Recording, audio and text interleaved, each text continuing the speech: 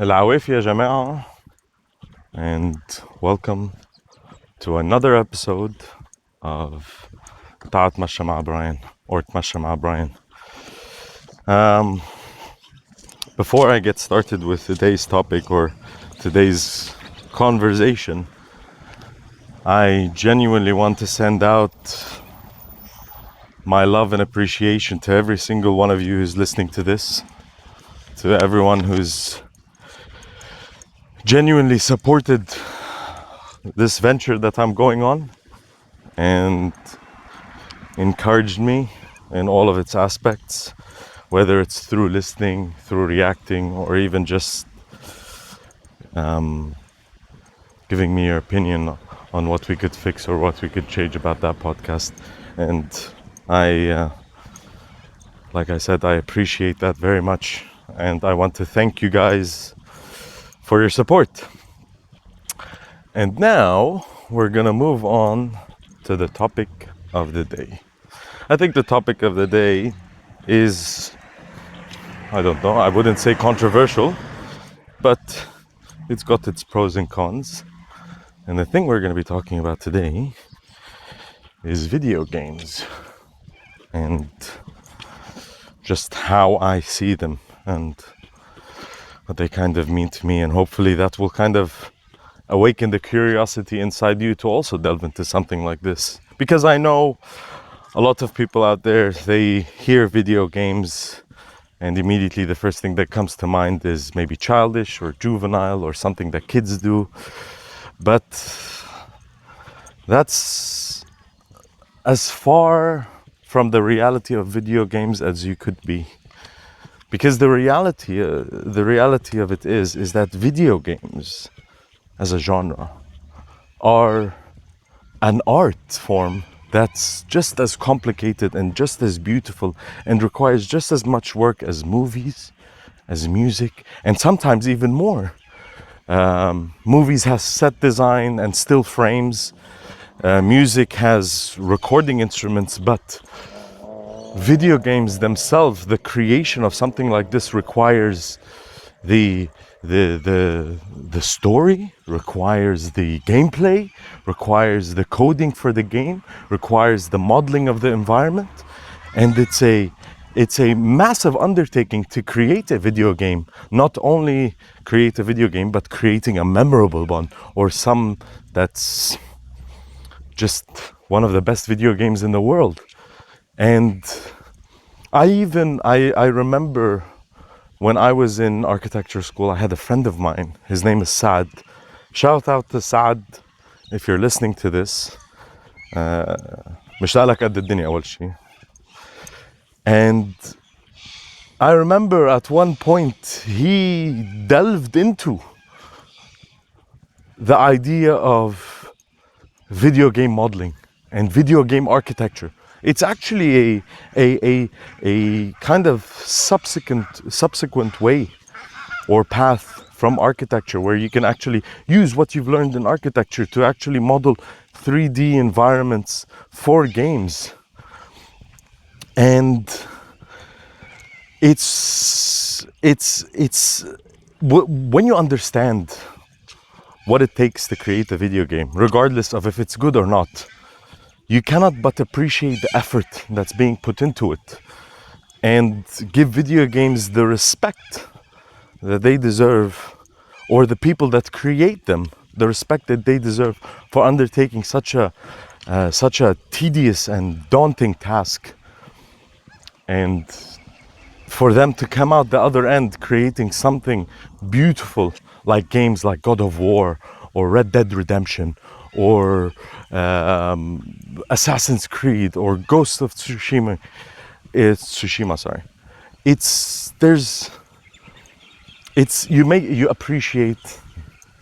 get to appreciate when you understand what goes into it.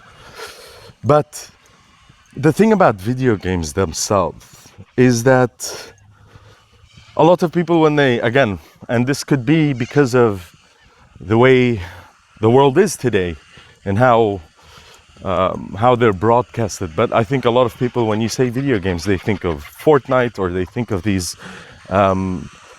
mind-numbing games which kids play, which kind of get them to, I don't know, go a bit crazy in terms of how they deal with their problems in their life. But the reality of it is that's one aspect of gaming, and it's the one that's been highlighted by the world we live in today. And so the beautiful aspects of video games and the beautiful video games themselves are always sidelined because people want the popular game, the game that everyone's playing, the game that's got kids just sitting there and playing all the time, when in reality it's not actually a video game, but it's more or less a online competition. And that's a side of video games as well, but it's not the main side, and also it's not the biggest side of video games.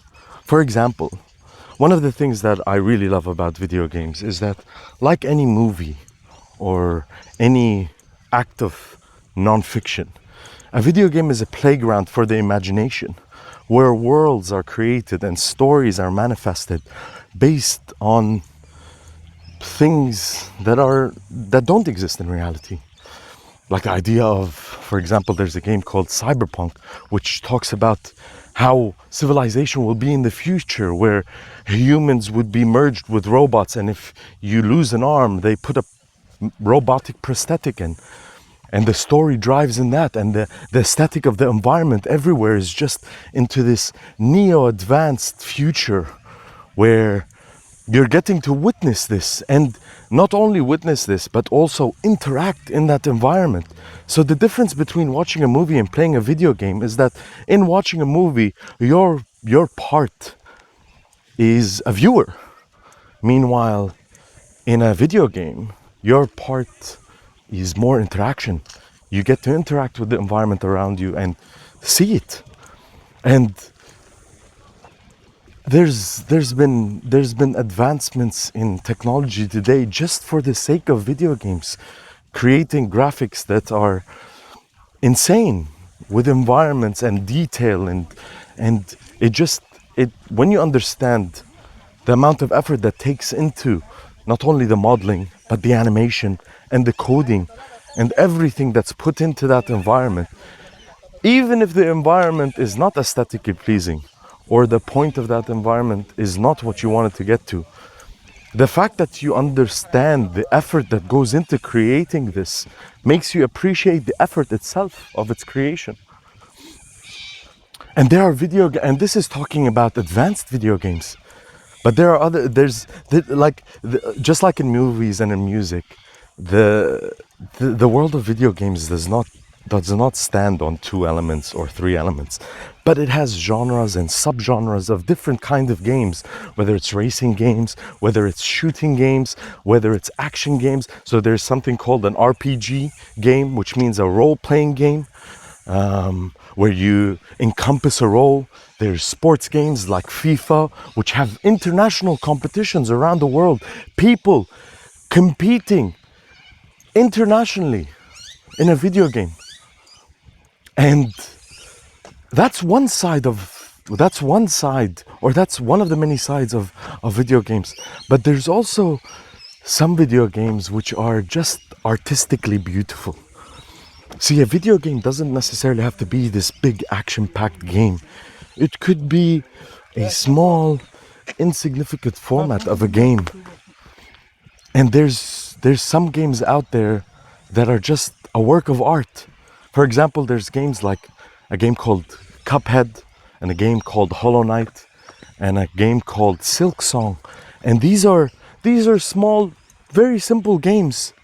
But the beauty behind them is that every frame in that video game is hand-drawn. So imagine the effort of drawing every environment, every instance of that character, every possible interaction in that game, drawing every single one, and then meshing them all together to create this beautiful video game. So that itself is also an appreciation of that effort into creating this, because it's so beautiful. Art, hand drawn, and then animated in the form of a video game, where you get to interact with that hand drawn environment. And that for me is something that's exceptional. It's something that requires so much effort, and something that is actually genuinely beautiful because of that effort and because of the amount of work that's put into it. And also with video games, there's so much that goes into it. Like there's video games that I've played that the soundtrack for that video game was insane. For example, I think if I just do this now, a lot of the people who have played video games in their life would know which video game I'm talking about. And it's just a note, it's just someone making a sound, and it goes like,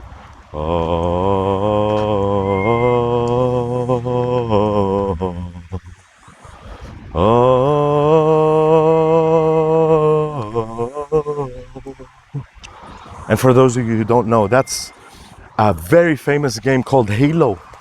And that game, that soundtrack has been ingrained into my brain, into a lot of people, because of how beautiful the game is, but also how significant that soundtrack was when I was experiencing that game. And so you start to see how video games themselves are just an assembly of so many different things all joining in together to eventually create something that's insane. And don't get me wrong, there's out of the billions or millions of video games that are out there. I don't know if there's millions, maybe let's dumb it down and say there's thousands. Out of the thousands of video games that are out there, a lot of them are bad video games. They don't work, the story is flat, the gameplay is off, but every once in a while there's a video game that comes out and it just blows everything out of the water. And you get to appreciate that when you play those video games.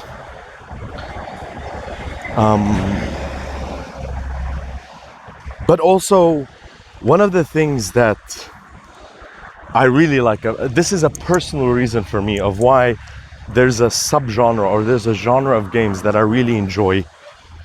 And I like reading about history. I like kind of understanding how our forefathers and how our ancestors used to think, and how they thrived and how they built what we have today. Because if it wasn't for them, we wouldn't be here today. And there's games, for example, like Assassin's Creed Odyssey or Assassin's Creed Origin, which take place in a different period of time. For example, Assassin's Creed Odyssey takes place in ancient Greece. And the amount of research and dedication they've put to accurately depict how ancient Greece was is insane. And it's so good the way they've modeled and designed this game, or this environment for this game, that university professors use the game to show students how ancient civilizations used to be. You have Assassin's Creed Odyssey, like I said, is ancient Greece.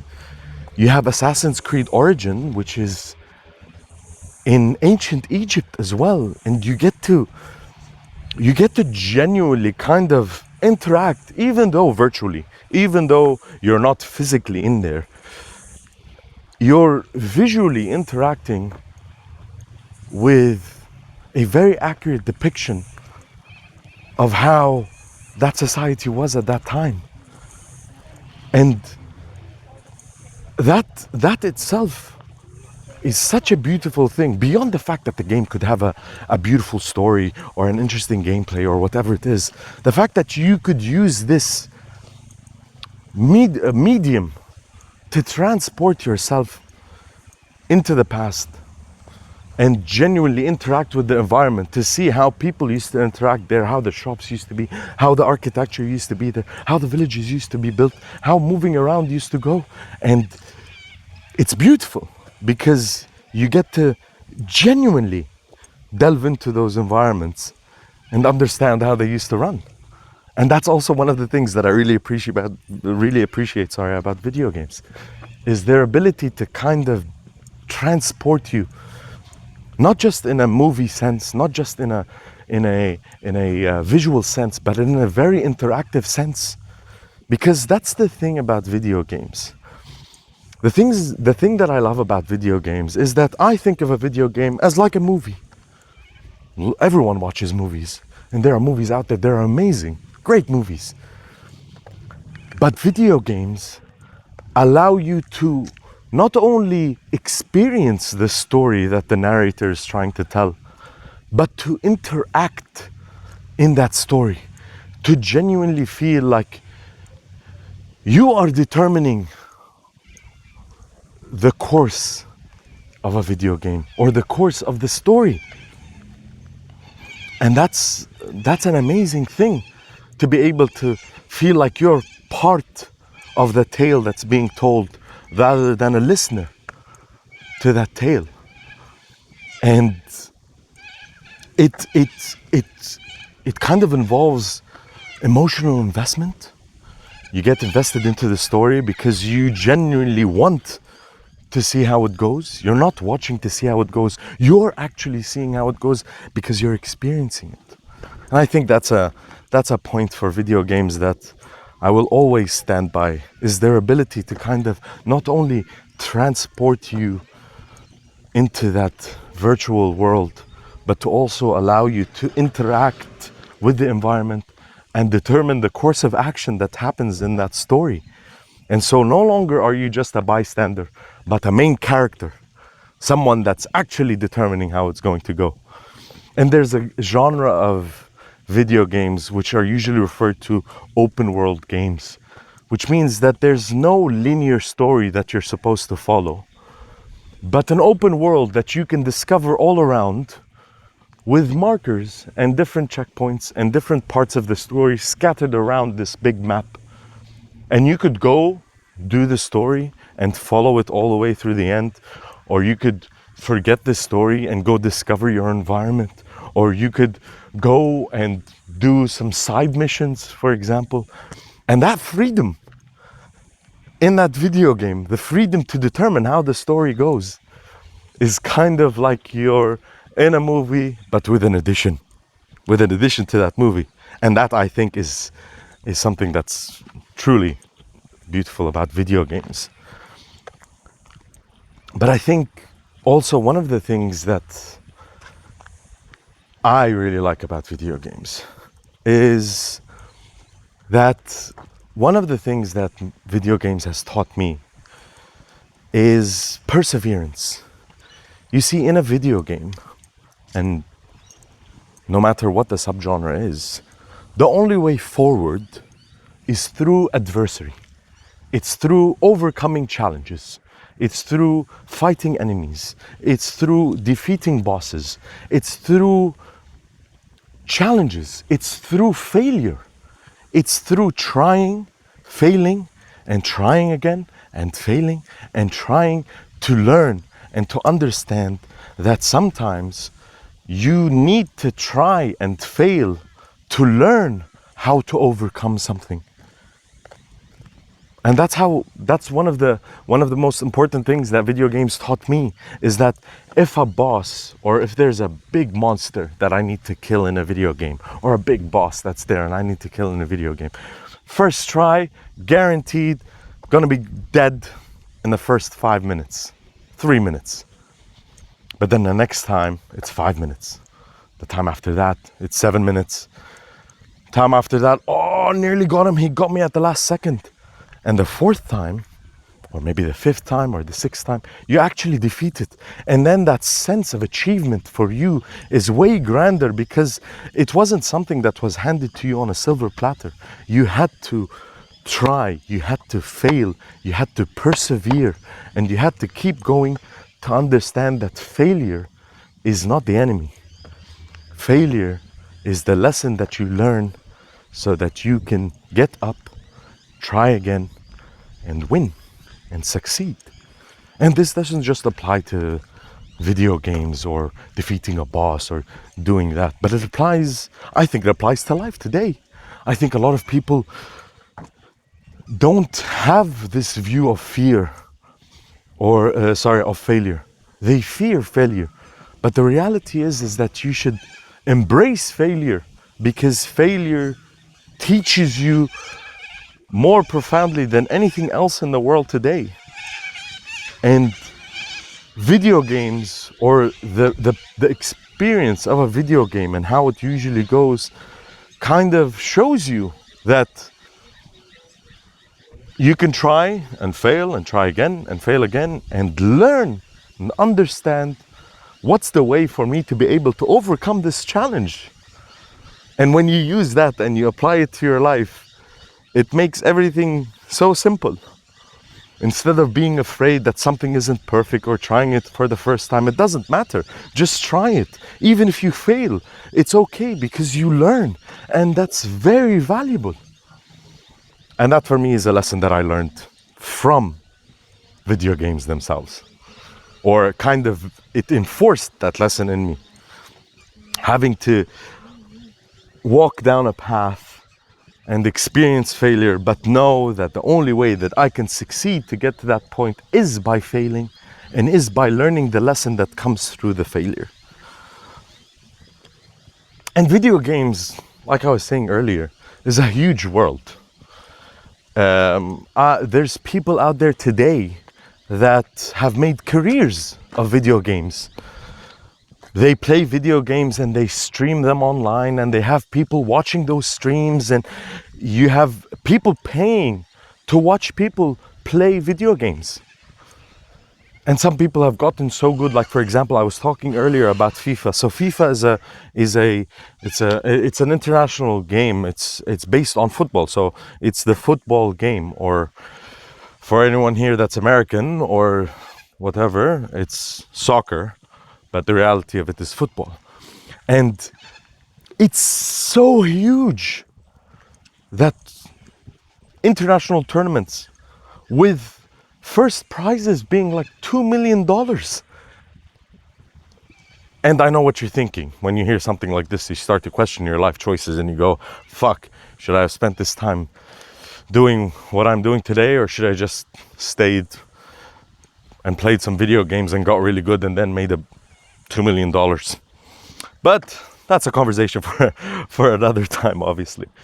But it's a hugely competitive world in terms of video games, because there's multiplayer gaming where you play with people online, you play with friends, or there's single player gaming where you delve into a more solo experience. And usually with single player gaming, it's centered around a theme, a story, an experience, a linear kind of trajectory where you start at a point and you finish at a point.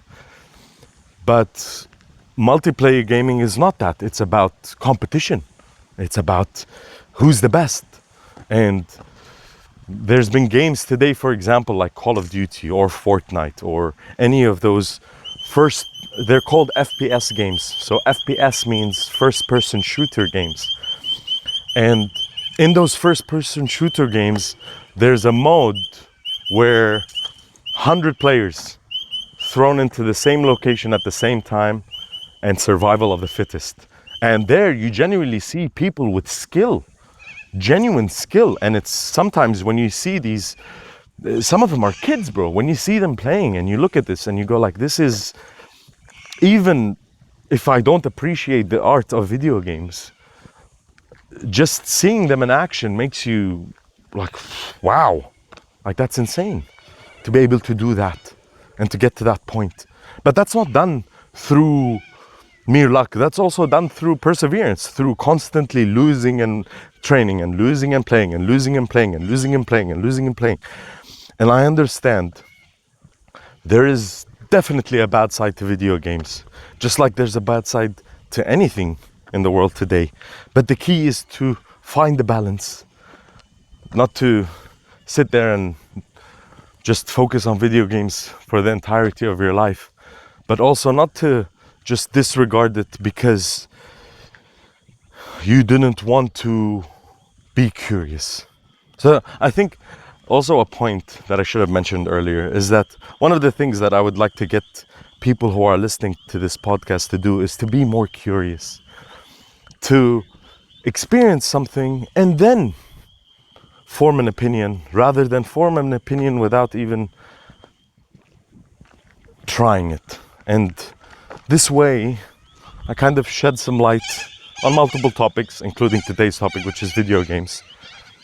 And you get to see and experience what it might be like. And hopefully that will push your curiosity over the edge so that you would be willing to go out on a limb and try video games themselves.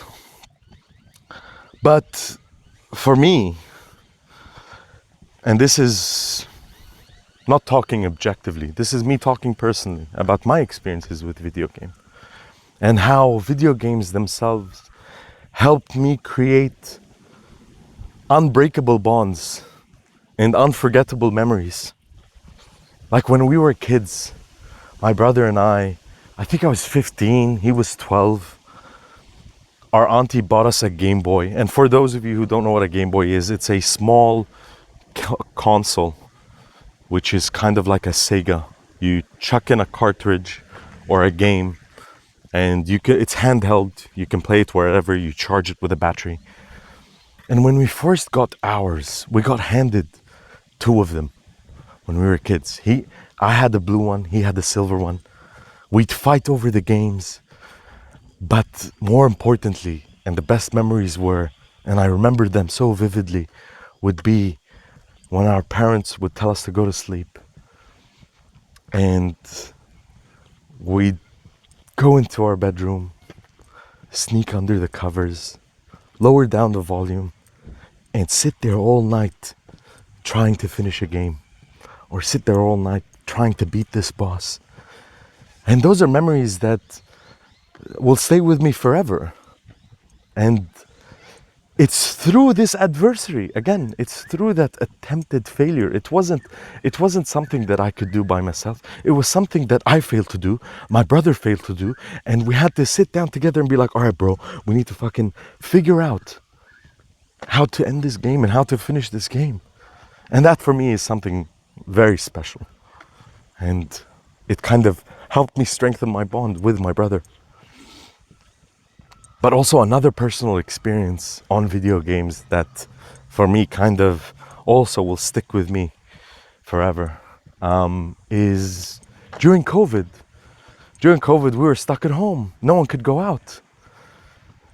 And the only solace or the only escape that I had was that every day around afternoon, my friends and I, we'd all jump on our computers or our consoles or our PlayStations or our Xboxes, and we join into a game of Call of Duty, which is a FPS, a first-person shooter. And we'd go into one of those modes where you're thrown in with 100 other players and survival of the fittest, and the team that stays at the end wins. And we sucked so bad. I don't think we even won once. But we had experiences that I will never forget. Ribs cracked because of laughter. People upset, including myself. I used to get so upset sometimes that I would shut the game and be like, I don't want to fucking talk to you guys. You guys are fucking assholes. None of you helped me. And then till this day, whenever I see these friends, we laugh about it. And we joke about it. And we'll always remember this because of that video game that allowed me and my friends through this time where everyone was sitting at home to still be able to connect with one another, but not only connect, but interact with one another, because we were virtually in this game trying to win and never got the chance to. And I think that's also one of kind of the personal moments for me with gaming that will stick with me forever and help me create memories and strengthen my bonds in my relationship with my friends and also my brother.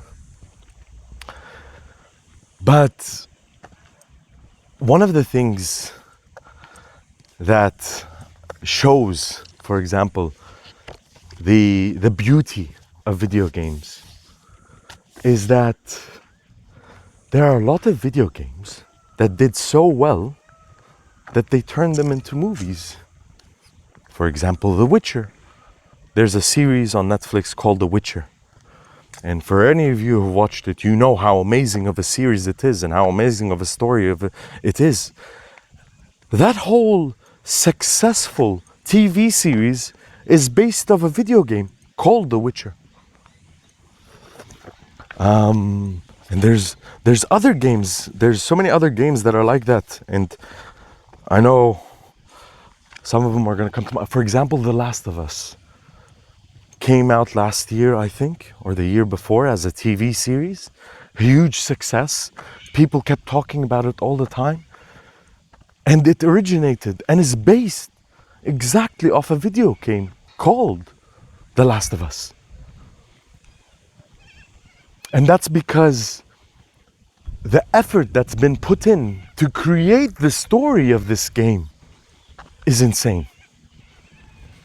And some people don't have the capacity or the want to play video games, so they were able to manifest and turn it into a TV series or a movie, and it still achieved massive success.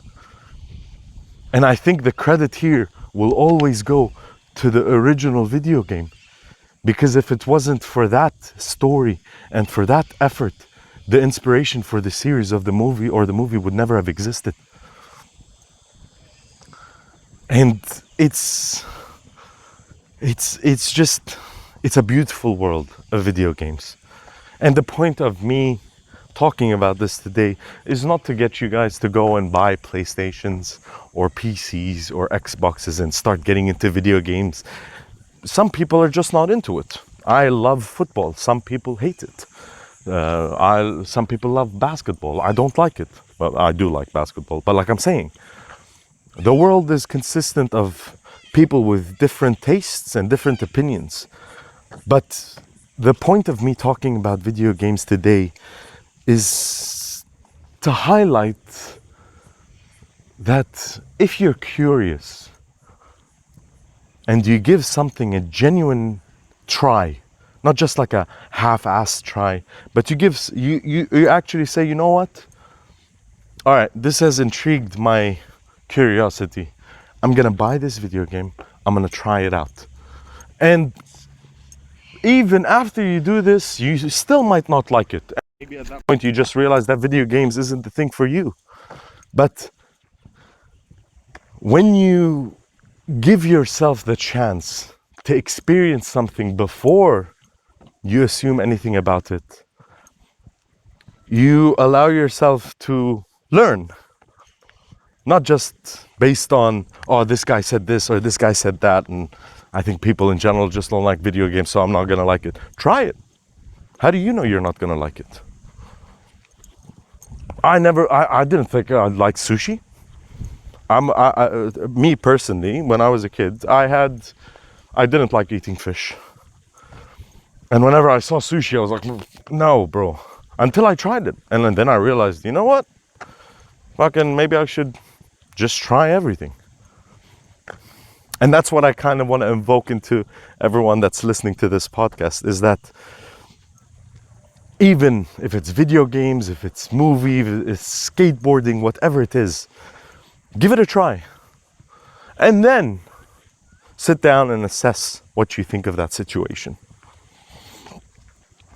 But as for today, this is kind of the closing of our episode on video games. Like I said, I'm not doing this to get you guys to play more video games or to do this, but to be curious, to ask the question. And even if you don't like video games, when you're curious enough to understand what goes into it, like the effort that's put in to model a video game, to write a storyline for a video game, to create a soundtrack for a video game, when you realize all of that effort that you put in, unconsciously, you will grow an appreciation to the art, regardless of whether you like it or not. And that, I think, is very important, because then you get to appreciate the people that create this art or this video game. But for now, as I said, this will be the end of our episode for today. I hope you guys enjoyed this. And I want to reiterate the point that I said at the start of this podcast, is that I am grateful for every single one of you who's even contributed the smallest thing in this journey that I'm going on. I love you all. I wish you all, again, a Merry Christmas and a very blessed and happy New Year. And with that, I will be saying goodbye. وهيك وشكرا.